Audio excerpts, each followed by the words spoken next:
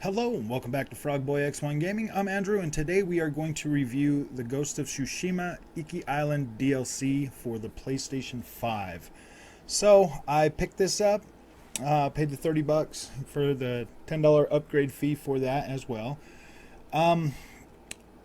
The storyline for the Iki Island DLC is pretty good. I actually enjoyed it. I woke up this morning, I played through it. It added about another 5 hours to my overall experience, and that was doing one pretty decent sized side quest. I have not finished every single thing on the map, nor have I explored every bit of the map.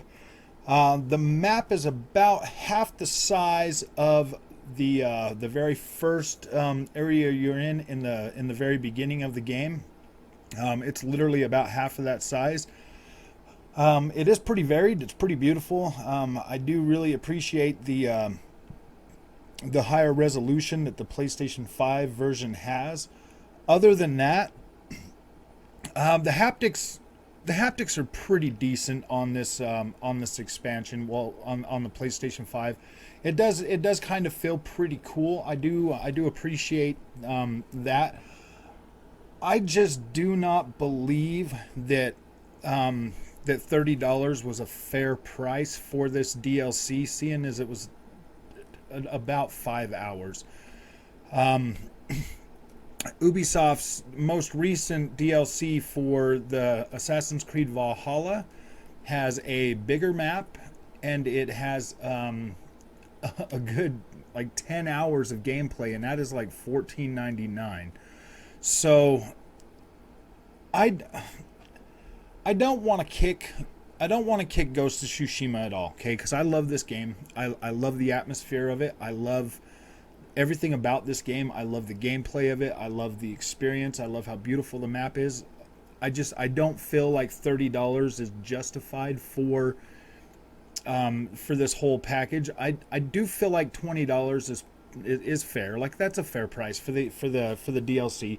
But I do believe that the PlayStation 5 enhancements should have been included in that. It just does not make any sense for PlayStation to charge us an extra $10 for pretty. I mean, honestly, aside from the sharpness of the overall game now, I mean, it does look sharper, but you can still see blurry effects in the background. You can still see muddy textures pretty frequently. So it just goes to they should have focused and brought a higher texture pack to this game as well, especially with them still using checkerboard rendering to get that higher image. It doesn't. Like, Ghost of Tsushima was already a beautiful game. Like, it was already beautiful. The 1800p checkerboard rendering really did kind of affect the overall image of it, to a certain extent. But the game still looked beautiful, and it still worked on the PlayStation 4 Pro. I don't mind the fact that they used checkerboard rendering in this PlayStation 5 upgrade. But I would have rather had either a native 1800p resolution, to where you don't get that fuzzy effect from on the vegetation and hair, as opposed to having that fuzzy effect still. I mean, like, when you stop and you're not moving, like, everything looks pretty good. Like, it looks pretty decent. I did like the story of this DLC. Like, it was pretty freaking cool. It kept me engaged. The time blew right by. But that's the thing, like, 5 more hours to this experience that I feel like it could have been. I feel like there's definitely more side quests that I haven't gone to yet. But just the fact that once it starts going and it starts moving, like, the story is so good that you don't want to go run off and do any of the side stuff. You don't want to go exploring. You want to get through that story content, which is which was pretty good. Like I found it really interesting to want to go and to get through this, just as fast as I could, just kind of hunker down and get through it. And that's not a bad thing. Like I do appreciate that. I do appreciate PlayStation not wasting my time. But on the other hand, like the Assassin's Creed Siege of Paris, I don't feel like that DLC wasted my time, and that was a good 10-hour play. And I feel like, I feel like they kept it pretty cut and dry, to tell you the truth. Because they could have expanded parts of this story a little bit more. I'm not going to give you any spoilers. That you don't have to worry about that.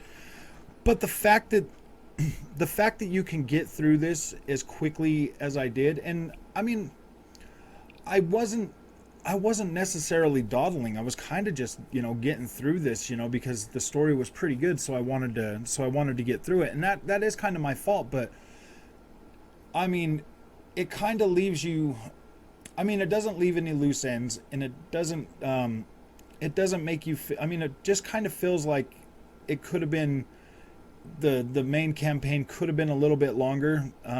There is definitely stuff to go search for, and I'm gonna do that. Like I actually right after I finished that, started a new game plus, because I want to go through the whole game again and just kind of re-experience everything, because I feel like it's been long enough. I beat it when it first came out last July, so when I got through the game, I haven't really touched it since. I haven't really went back to it, and now that it has the PlayStation 5 enhancements, I'm more inclined to go back and play through that again.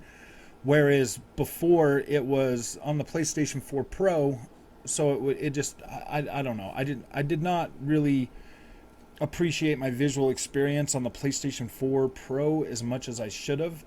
So this does give me the opportunity to go back and re-experience Ghost of Tsushima, because it is an amazing game. It is an amazing game, and I'm very grateful that I had the opportunity to play through that. So I mean, this review is good. Like I do like this. I do like this game. I do like what they've done with it. My only real complaint is I wish they would have done something better with the textures of the game. Added more to the textures, and maybe a hard native resolution would have been a lot nicer to see, because that checkerboard fuzziness, it's not always there, but it does happen a lot more than I would like to see it. Maybe that's just me. Maybe a really nice film grain or something might help with that. But at the end of the day, this DLC is definitely good. I do recommend the PlayStation 5 upgrades, because they do look a lot sharper and a lot cleaner than the backward compatibility mode. But I don't know if I feel like the $30 price tag on this, to get those upgrades and the DLC is worth it at the end. But I mean, it's definitely a welcome upgrade, and I could see. I'm gonna go back and make another video after I play through the main campaign and the game again, to kind of see if maybe if that will outweigh how I'm feeling right now, then that'll be pretty good, because I do like this game, and I do feel like this DLC is definitely worth picking up and playing. I do recommend doing the PlayStation 5 upgrades as well, just because you are going to want to, like, you're going to want to have that clarity. That clarity is a lot better. Like, I do appreciate it. So, yep, I do like the DLC, and it's pretty good. So if you like this content, don't forget to like and subscribe, and I will see you in the next one. Thank you.